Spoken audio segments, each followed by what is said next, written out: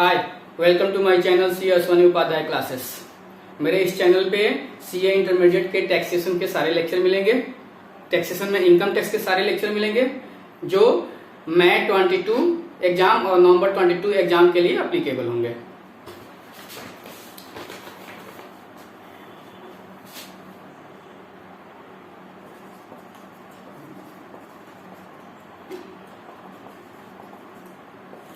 हमारे लेक्चर का कवरेज क्या होगा? जो भी मेरे लेक्चर होंगे उसमें हम कवर करेंगे इंस्टीट्यूट का जो स्टडी मटेरियल है वो कवर होंगे, इंस्टीट्यूट का जो आरटीपी है वो कवर होंगे, इंस्टीट्यूट का जो भी सब्जेक्टिव और ऑब्जेक्टिव क्वेश्चंस हैं वो कवर होंगे और इसके एडिशनल कुछ मेरे द्वारा ड्राफ्ट किए हुए सब्जेक्टिव और ऑब्जेक्टिव क्वेश्चंस भी होंगे।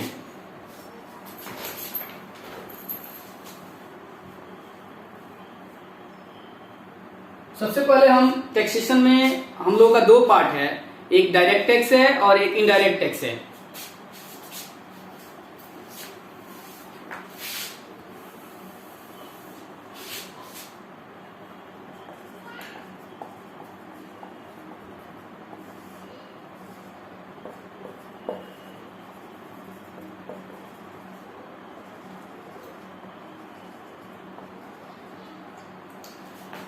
डायरेक्ट टैक्स का जो एग्जाम पॉइंट ऑफ व्यू से देखते हैं तो उसका 60 मार्क्स का कवरेज है एग्जाम में और 40 नंबर का हम लोग का इनडायरेक्ट टैक्स होता है। डायरेक्ट टैक्स में हम लोग को बेसिकली इनकम टैक्स पढ़ना है और इनडायरेक्ट टैक्स में जीएसटी से क्वेश्चन होते हैं। तो हम अभी जो इनकम टैक्स का क्लास शुरू कर रहे हैं जिसमें सबसे पहला लेक्चर होगा वो होगा बेसिक कंसेप्ट पे।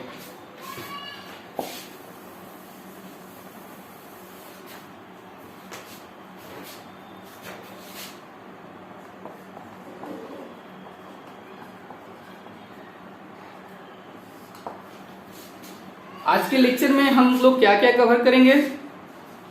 पहला,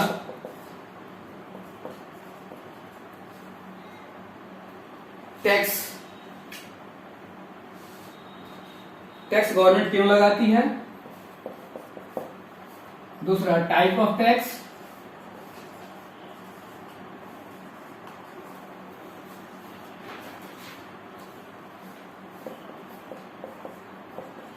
पावर टू लेवी टैक्स।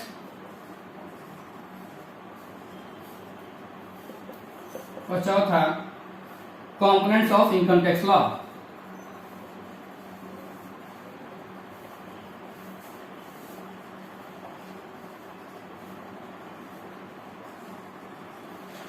तो जो हमारा लेक्चर होगा आज का उसमें हम ये चार चीज कवर करेंगे। टैक्स क्या है, टैक्स गवर्नमेंट क्यों लगाती है, टाइप्स ऑफ टैक्स मतलब टैक्स के प्रकार, गवर्नमेंट के पास पावर कहां से आया टैक्स को लेवी करने के लिए, पावर टू लेवी टैक्स, और इनकम टैक्स लॉ का कंपोनेंट्स क्या क्या है।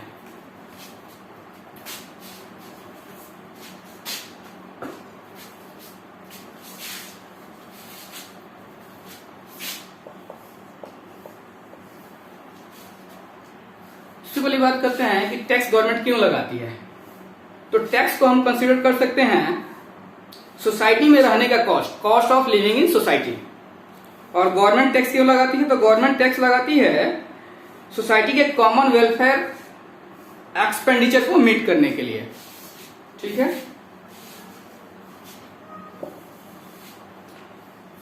अब हम टाइप्स ऑफ टैक्स का बात करेंगे। टाइप्स ऑफ टैक्स,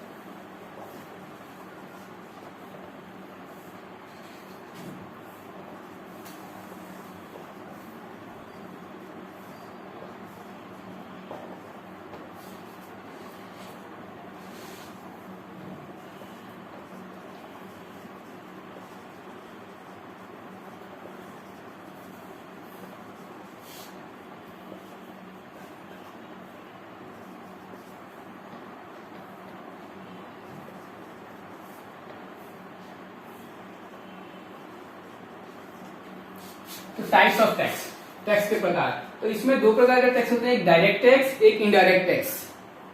तो डायरेक्ट टैक्स में क्या आता है, डायरेक्ट टैक्स में आएगा इनकम टैक्स और दूसरा आएगा tax on undisclosed foreign income and assets, मतलब अनडिस्क्लोज्ड कोई फॉरेन इनकम है असेट्स है उस पे टैक्स। तो इनडायरेक्ट टैक्स में क्या क्या आएंगे, इनडायरेक्ट टैक्स में आएंगे गुड्स एंड सर्विसेज टैक्स जिसको हम जीएसटी बोलते हैं, value added tax means VAT और कस्टम ड्यूटी।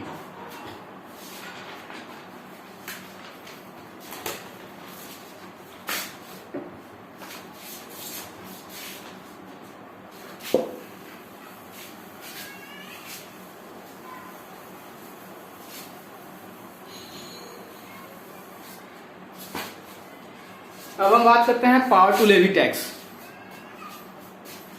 टैक्स को लेवी करने का power.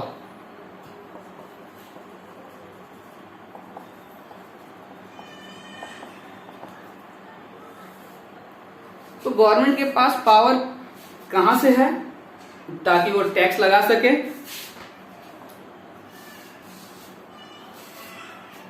Article 265 of constitution of India power देता है गवर्नमेंट को कि वो टैक्स लेवी कर सकती है और टैक्स कलेक्ट कर सकती है, चाहे वो डायरेक्ट टैक्स हो या इनडायरेक्ट टैक्स हो।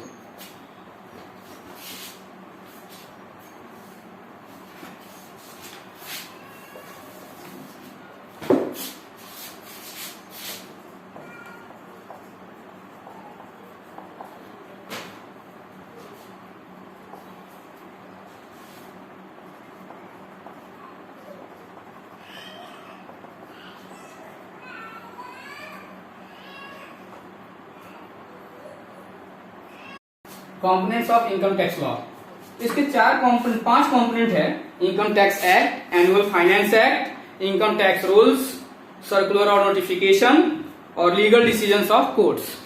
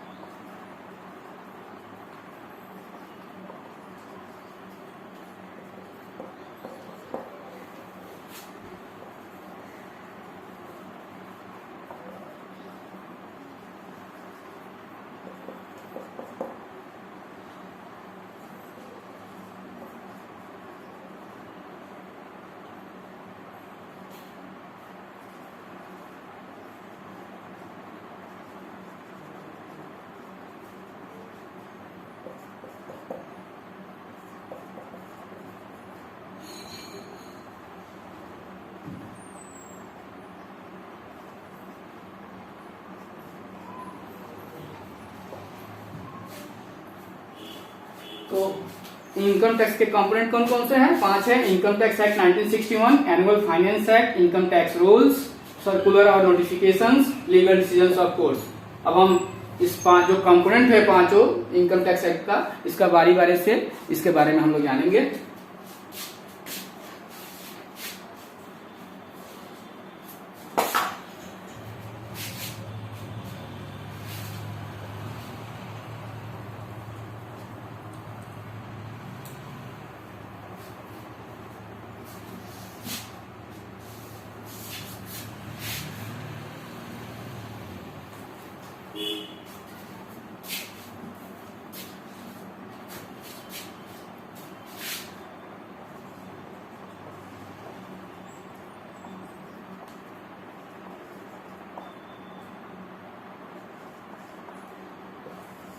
इनकम टैक्स एक्ट 1961,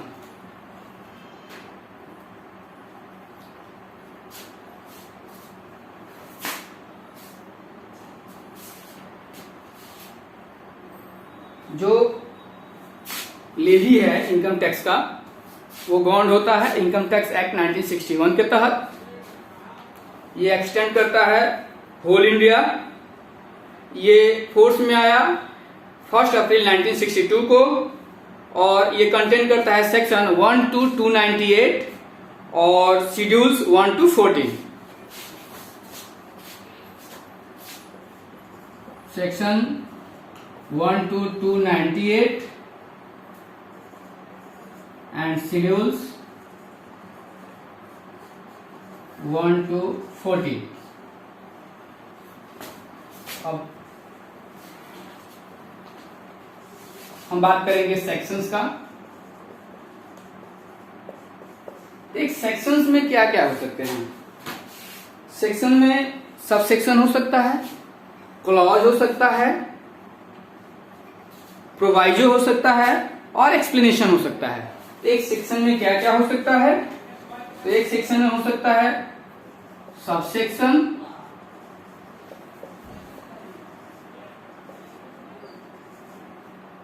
क्लॉजेस हो सकते हैं,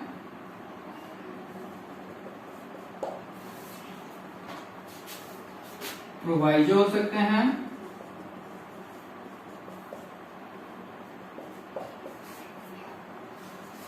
और एक्सप्लेनेशन हो सकता है।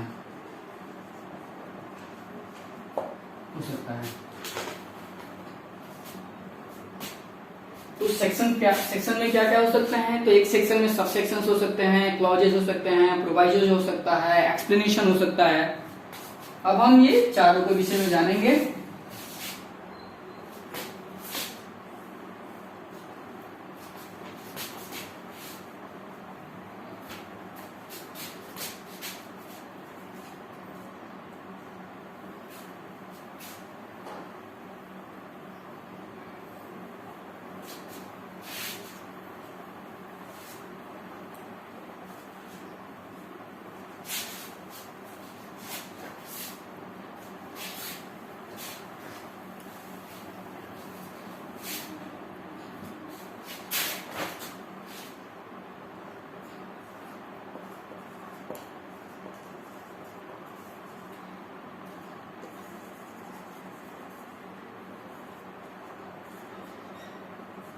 पहले हम क्लॉजेज और सबसेक्शंस के बारे में जानते हैं।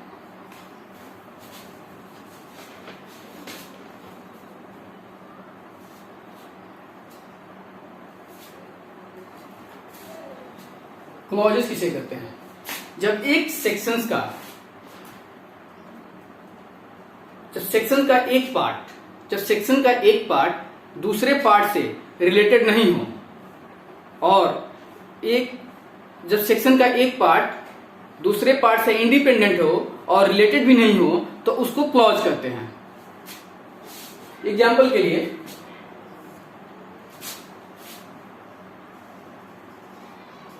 सेक्शन का पार्ट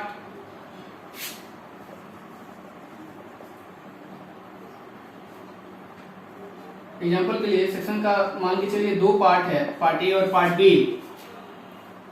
जब पार्ट ए और पार्ट बी एक दूसरे से इंडिपेंडेंट हो और दूसरा एक दूसरे से रिलेटेड नहीं हो, तो अब इसे क्लॉज करते हैं। इसको एक एग्जांपल से हम समझते हैं।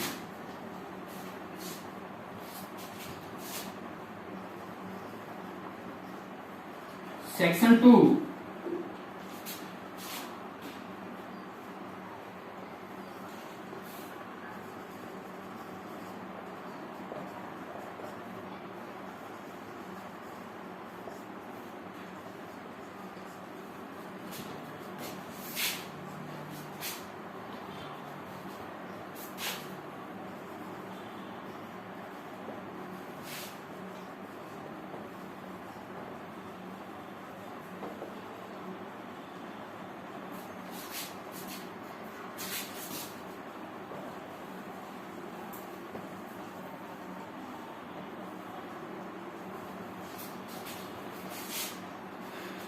एग्जाम्पल के लिए कोई एक सेक्शन है, उसका दो पार्ट है, पार्ट ए पार्ट बी। तो क्लॉज होने के लिए उसको दो बातों को पूरा करना होगा। पहला, एक पार्ट दूसरे पार्ट से इंडिपेंडेंट हो, और दूसरा बात कि एक पार्ट दूसरे पार्ट से रिलेटेड नहीं हो, तब वो क्लॉज कहाएगा, तब वो पार्ट क्लॉज कहाएगा। एक सेक्शन 2 है, सेक्शन 2 का क्लॉज 1 ने क्या करता है? वो डिफाइन करता है एग्रीकल्चर। सेक्शन 2 का क्लॉज 1 है डिफाइन करता है एग्रीकल्चर इनकम को, और सेक्शन 2 का क्लॉज 1 भी डिफाइन करता है अमलगमेशन को। तो हमने क्या बोला कि दो कंडीशन फुलफिल होना चाहिए कि एक पार्ट दूसरे पार्ट से इंडिपेंडेंट हो और एक पार्ट दूसरे पार्ट से रिलेटेड ना हो, तभी उसको पार्ट को हम क्लॉज कहेंगे। तो क्लॉज 1 ने डिफाइन कर दिया एग्रीकल्चर इनकम को, क्लॉज 1 भी डिफाइन कर दिया अमलगमेशन को। तो ये जो एक दूसरा ये जो दोनों पार्ट है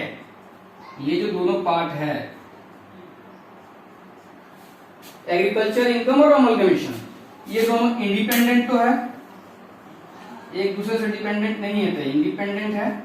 और दूसरा एग्रीकल्चर इनकम अलग है और अमलगमेशन का कंसेप्ट बिल्कुल अलग है, तो ये एक दूसरे से रिलेटेड भी नहीं हुए, तो नॉट रिलेटेड। दोनों जो कंडीशन था क्लॉज के लिए वो फुलफिल हो गया। तो अब क्लियर हुआ, सेक्शन का एक पार्ट दूसरे पार्ट से इंडिपेंडेंट हो और दूसरा एक दूसरे से रिलेटेड नहीं हो, तो हम उस पार्ट को क्या कहेंगे? क्लॉज कहेंगे। ठीक,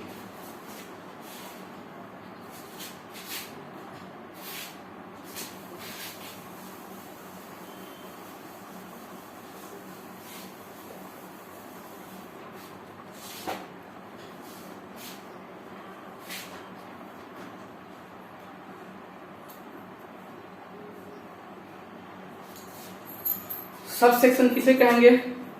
जब सेक्शन का एक पार्ट दूसरे पार्ट से रिलेटेड हो और साथ में सारे सब सेक्शंस को जब एक साथ किया जाए तभी उस सेक्शन का कंसेप्ट कंप्लीट हो, तो उसको हम सब सेक्शन कहेंगे।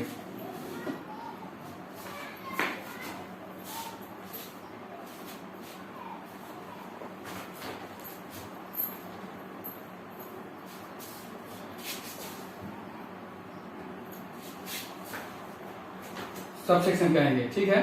तो एक एग्जाम्पल से समझते हैं। तो सब सेक्शन कब बोलेंगे? जब किसी सेक्शन का मान के चलिए सेक्शन का पार्ट ए और पार्ट बी नहीं होता है सेक्शन में कोई, हम समझाने के लिए आपको बता रहे हैं। और पार्ट बी, सेक्शन का पार्ट ए और पार्ट बी एक दूसरे से दोनों से रिलेटेड हों। और दूसरा बात है कि सारे सब सेक्शंस को जब एक साथ किया जाए तब जाके उस सेक्शन का जो कंसेप्ट है वो कंप्लीट हो, तब वो सब सेक्शन हुआ। तो पहला कंसेप्ट हो गया एक दूसरे से रिलेटेड हो, और दूसरा कि सारे सब सेक्शंस को एक साथ करने पर सेक्शन का कंसेप्ट कंप्लीट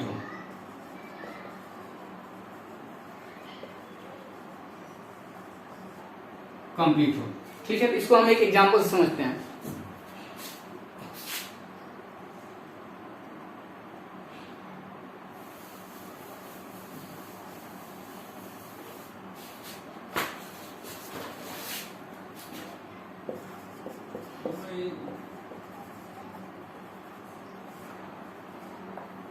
सेक्शन 5 का सब सेक्शन 1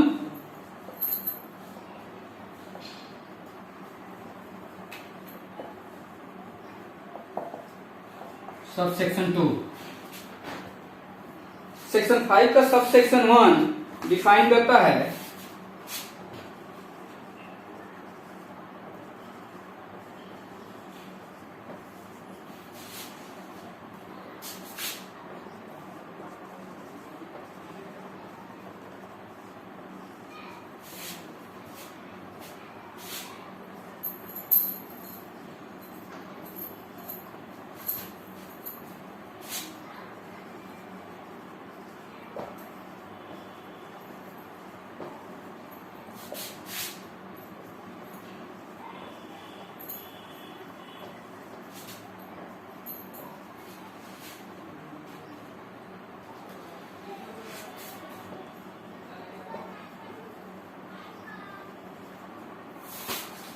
सेक्शन 5 का सब सेक्शन 1 डिफाइन करता है रेसिडेंट के टोटल इनकम को।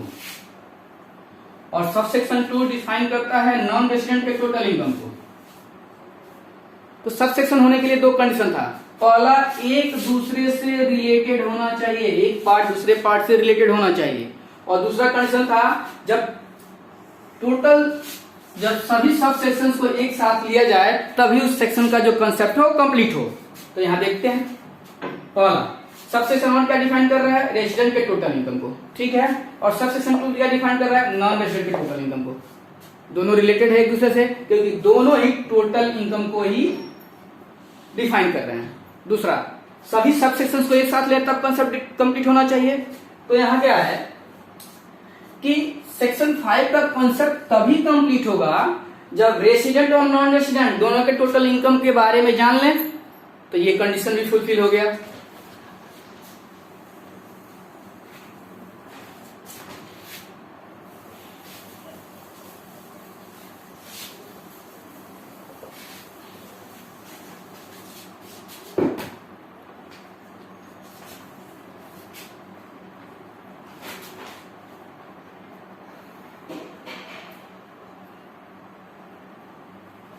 अब हम लोग को इसमें दो कंपोनेंट और बचा है हम लोग का इनकम टैक्स एक्ट 1961 का। पहला प्रोवाइजोज है, प्रोवाइजोज। तो प्रोवाइजोज के बारे में देखते हैं।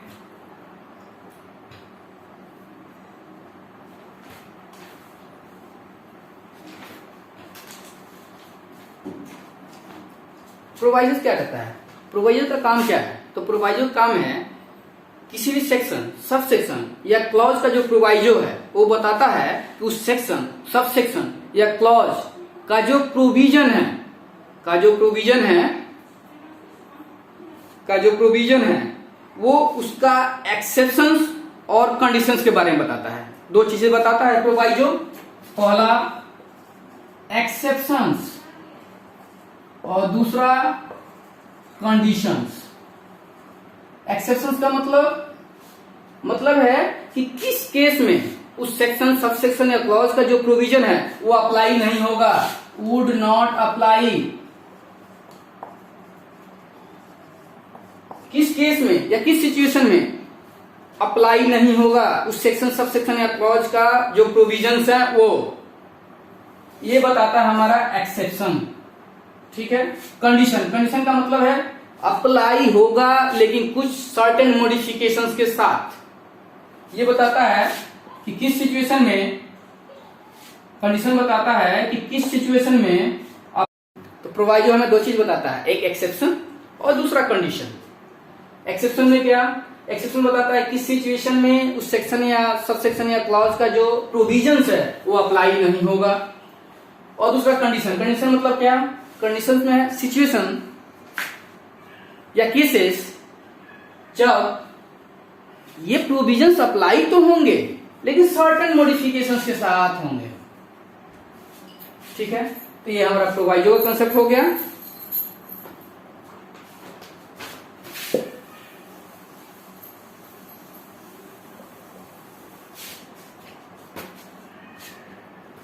अब हमारा एक कंसेप्ट है एक्सप्लेनेशन। चौथा कंसेप्ट है कंपोनेंट है, चौथा कंपोनेंट है, फोर्थ कंपोनेंट है हमारा इनकम टैक्स एक्ट 1961 का एक्सप्लेनेशंस।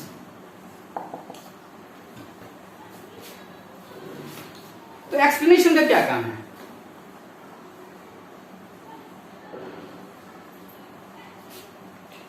तो एक्सप्लेनेशन क्या बताता है? एक्सप्लेनेशन क्लैरिफिकेशन देता है या आप बोले तो क्लैरिफाई करता है। किसी भी सेक्शन, सब सेक्शन या क्लॉजेस का जो प्रोविजंस है उसको क्लैरिफाई करता है या क्लैरिफिकेशन देता है।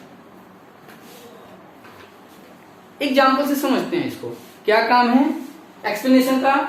क्लैरिफाई करना, ध्यान रखें, क्लैरिफाई करना या क्लैरिफिकेशन देना, ठीक है। तो हम इसको एक एग्जाम्पल से समझते हैं।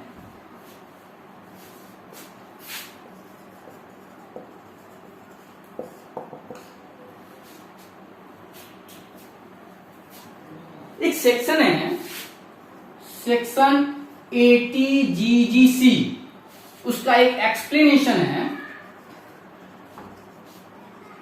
उसका एक एक्सप्लेनेशन है।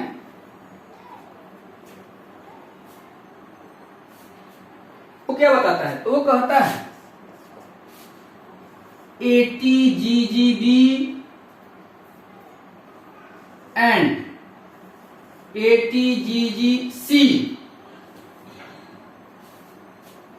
के लिए पॉलिटिकल पार्टी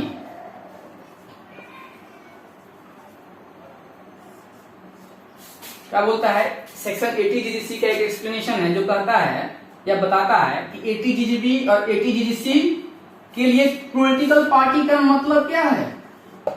वो मीन्स बताता है कि पॉलिटिकल पार्टी का मतलब क्या है। तो कहता है, एक्सप्लेनेशन कहता है कि यहां पॉलिटिकल पार्टी का मतलब है वैसी पॉलिटिकल पार्टी जो रजिस्टर्ड हो रिप्रेजेंटेशन ऑफ पीपल एक्ट 1951 के सेक्शन 29A के तहत। तो क्या बोला एक्सप्लेनेशन? सेक्शन 80 GGC का एक्सप्लेनेशन हमको बताया कि 80 GGB और 80 GGC के पर्पज के लिए पॉलिटिकल पार्टी का मतलब है वैसी पॉलिटिकल पार्टी जो रजिस्टर्ड है रिप्रेजेंटेशन ऑफ पीपल एक्ट 1951 के सेक्शन 29A के तहत। उसी के पॉलिटिकल पार्टी को हम यहाँ पॉलिटिकल पार्टी मानेंगे। ठीक है, तो हमारा एक्सप्लेनेशन का कंसेप्ट भी हो गया।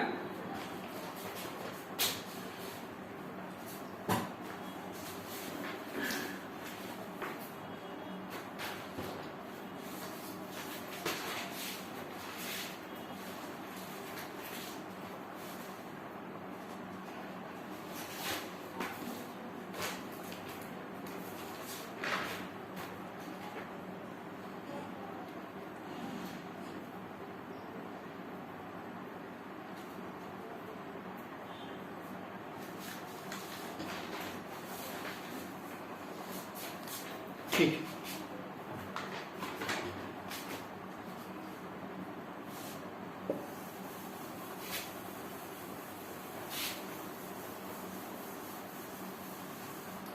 तो इनकम टैक्स एक्ट 1961 का दूसरा कंपोनेंट क्या है?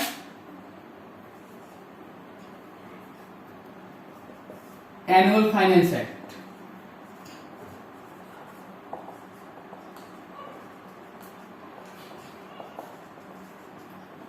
अभी हम एनुअल फाइनेंस एक्ट के विषय में जानेंगे। दूसरा कंपोनेंट है इनकम टैक्स एक्ट 1961 का एनुअल फाइनेंस एक्ट। प्रत्येक साल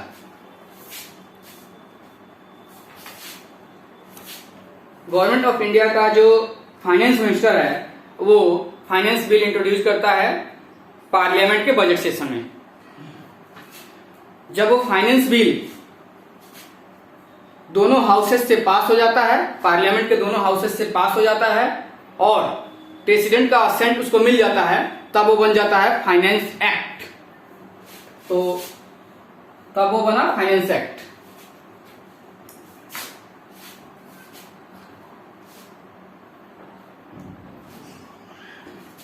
फाइनेंस एक्ट के द्वारा प्रत्येक साल अमेंडमेंट्स होते हैं इनकम टैक्स एक्ट 1961 में और अदर टैक्स लॉज में। ठीक है, अब यहाँ कुछ चीजें हम लोग के लिए जानने लायक है। जो एनुअल फाइनेंस एक्ट है उसका फर्स्ट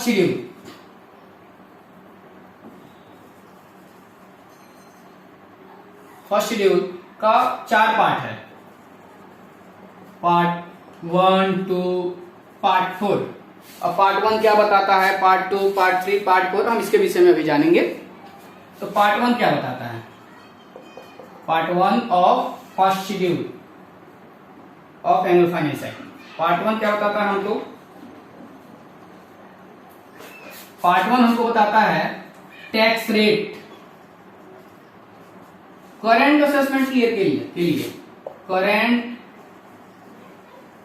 असेसमेंट ईयर का।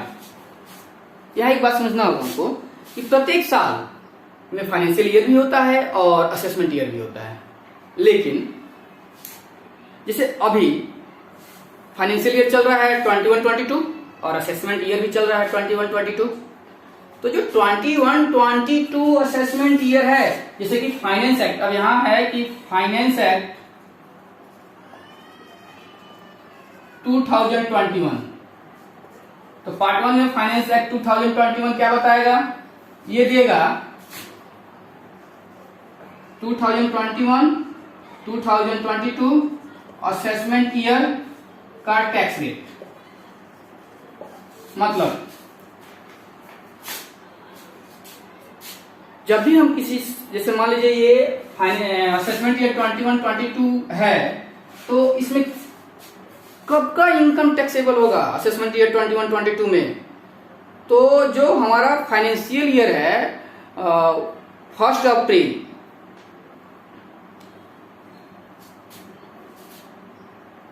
2020 से लेकर 31 मार्च 2021 का जो हमारा प्रीवियस ईयर है, उसमें जो हम इनकम अर्न किए वो टैक्सेबल होगा असेसमेंट ईयर 21-22 में। मतलब जिस साल में हम इनकम अर्न करते हैं वो, तो फर्स्ट शेड्यूल जो है एनुअल फाइनेंस एक्ट का, उसका पार्ट 1 क्या बताता है, पार्ट 1 देता है करंट असेसमेंट ईयर के लिए टैक्स रेट। मतलब जो पिछले साल हम कमाए उसी का ना टैक्स करंट असेसमेंट ईयर में लगेगा, तो उसके लिए टैक्स रेट बता देता है। मतलब असेसमेंट ईयर 2021-2022 21-22 असेसमेंट ईयर के लिए टैक्स रेट देता है। इसका मतलब प्रीवियस ईयर 20-21 में जो हमने कमाया वो 21-22 में किस तरीके से क्या रेट से टैक्सेबल होगा, वो फर्स्ट शेड्यूल बताता है, फर्स्ट पार्ट बताता है, सॉरी फर्स्ट शेड्यूल का फर्स्ट पार्ट बताता है।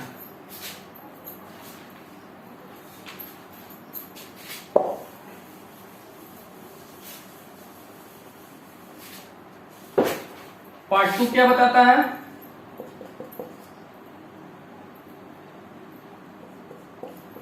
फर्स्ट शेड्यूल का पार्ट 2 क्या बताता है, तो फर्स्ट शेड्यूल का पार्ट 2 क्या बताता है, तो फर्स्ट शेड्यूल का पार्ट 2 हमें बताता है करंट फाइनेंशियल ईयर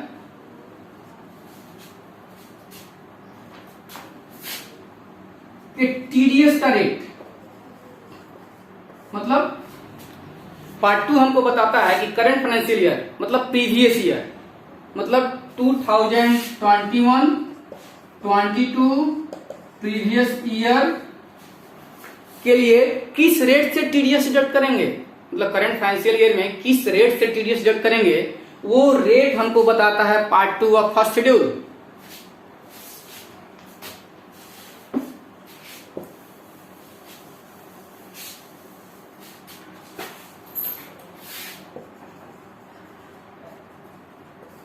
पार्ट 3 क्या बताता है फर्स्ट शेड्यूल का, वो 2 चीज बताता है।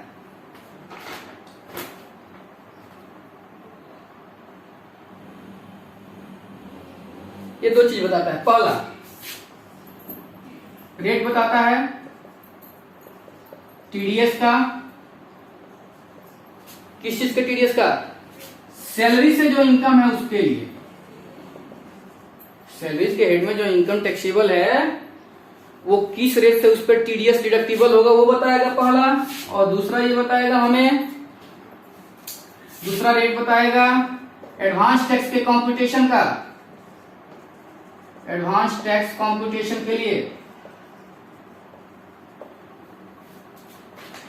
तो पार्ट 3 में 2 चीज बता रहा है, क्या, टीडीएस का रेट बता रहा है, सैलरी में जो इनकम टैक्सेबल है, सैलरीज के हेड में जो इनकम टैक्सेबल है उसके लिए, और दूसरा एडवांस टैक्स कंप्यूट करेंगे उसका रेट बताया है। ठीक है,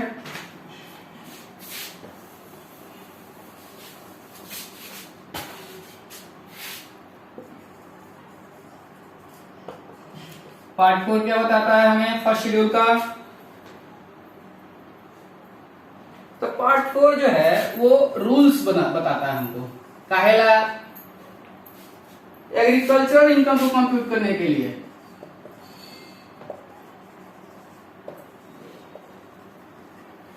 पार्ट 4 जो है फर्स्ट शेड्यूल का वो एग्रीकल्चर इनकम को कंप्यूट करने के लिए रूल्स बताता है हमको, रूल्स देखता है।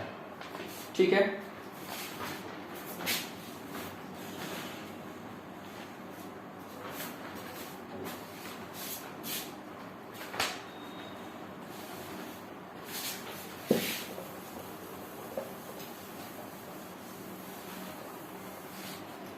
इनकम टैक्स लॉ का दो कंपोनेंट तो हम लोगों ने जान लिया, इनकम टैक्स एक्ट 1961 और दूसरा एनुअल फाइनेंस एक्ट। अभी और तीन कंपोनेंट है हमारे पास जानने के लिए। इनकम टैक्स रूल्स 1961, तीसरे कंपोनेंट की बात करते हैं।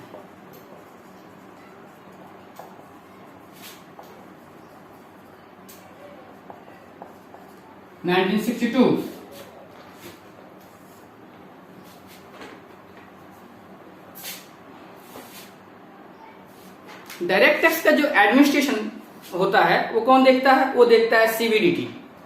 सीबीडीटी मतलब central board of direct taxes को हम लोग शॉर्ट फॉर्म में सीबीडीटी कहते हैं। वही एडमिनिस्टर करता है डायरेक्ट टैक्स का। सीबीडीटी के पास पावर है, वो रूल फ्रेम करता है समय समय पे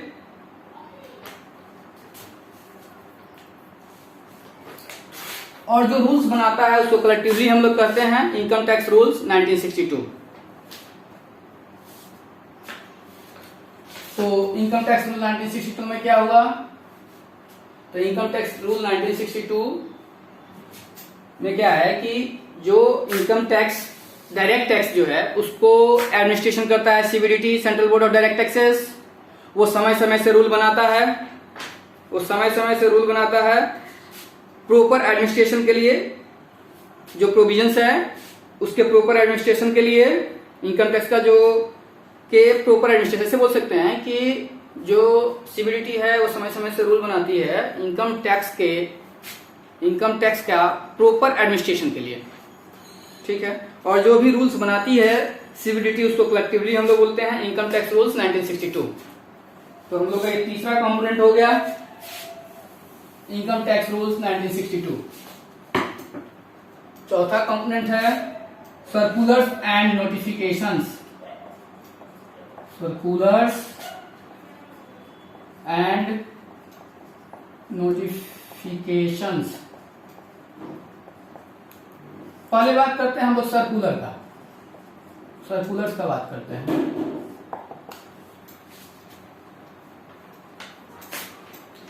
CBDT central board of direct taxes भी सर्कुलर इशू करती है। सर्कुलर इशू करने का उसका मकसद क्या होता है? तो सर्कुलर वो इशू करती है दो चीज के लिए। पहला,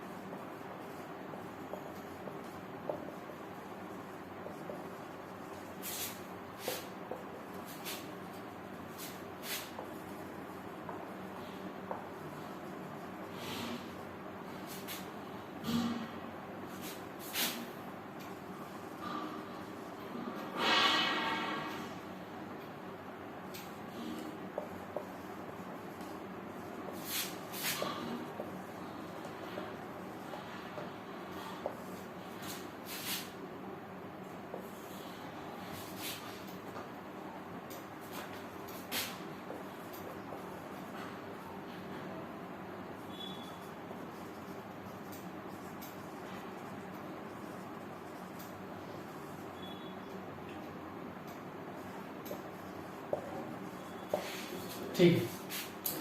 तो सर्कुलर सीबीडीटी इशू करती है, उसका दो मकसद होता है। पहला, सर्टेन स्पेसिफिक प्रॉब्लम्स जो है उसको डील करने के लिए, और दूसरा इस एक्ट का जो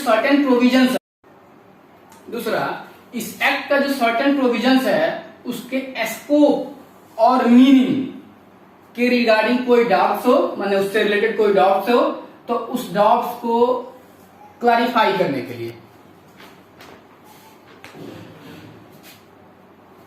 सर्कुलर इशू किया जाता है। जो डिपार्टमेंट के ऑफिसर्स हैं और दूसरा जो एसएससी हैं उनके गाइडेंस के लिए जो सर्कुलर इशू किया जाता है वो जो ऑफिसर्स हैं उनके लिए बाइंडिंग है, लेकिन एसएससी जो है जो बेनिफिशियल सर्कुलर है उसको ऑप्ट कर सकता है।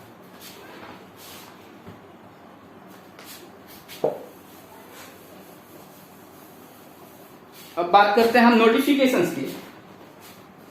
नोटिफिकेशन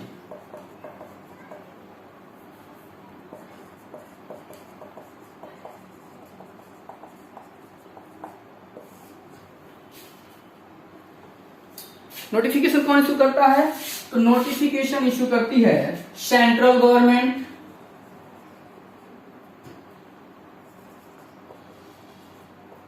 सेंट्रल गवर्नमेंट इशू करती है। क्यों इशू करती है?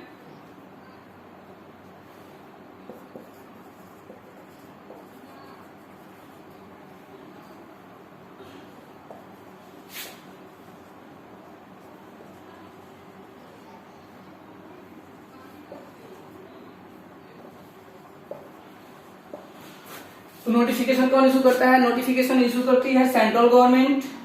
काहेला इशू करती है? तो एक्ट का जो प्रोविजंस है उसको इफेक्ट देने के लिए इशू करती है। ठीक है, नोटिफिकेशन का कंसेप्ट हम लोग का हो गया, सर्कुलर नोटिफिकेशन हो गया। चौथा component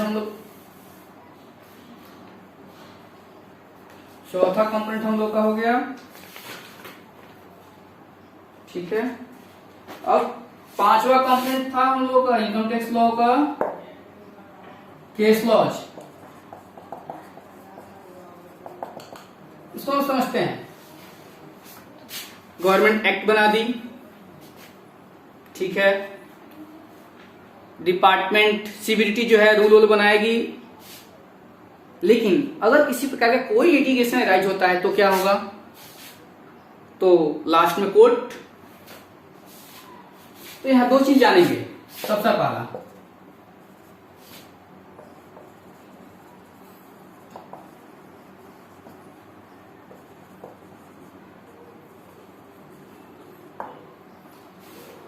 supreme court. Supreme court अगर कोई जजमेंट पास करती है किसी भी सेक्शंस या जो भी मैटर हो, किसी भी मैटर्स पे, तो लॉ ऑफ लैंड बन जाता है। लॉ ऑफ लैंड मतलब ये अपेक्स कोर्ट है और जो उसने जजमेंट दे दिया वही फाइनल है। तो जब सुप्रीम कोर्ट जजमेंट अगर कोई सुनाती है तो पूरे भारत में एप्लीकेबल हो जाएगा। लेकिन अगर हाई कोर्ट कोई जजमेंट देता है तो जो उसका ज्यूरिसडिक्शन है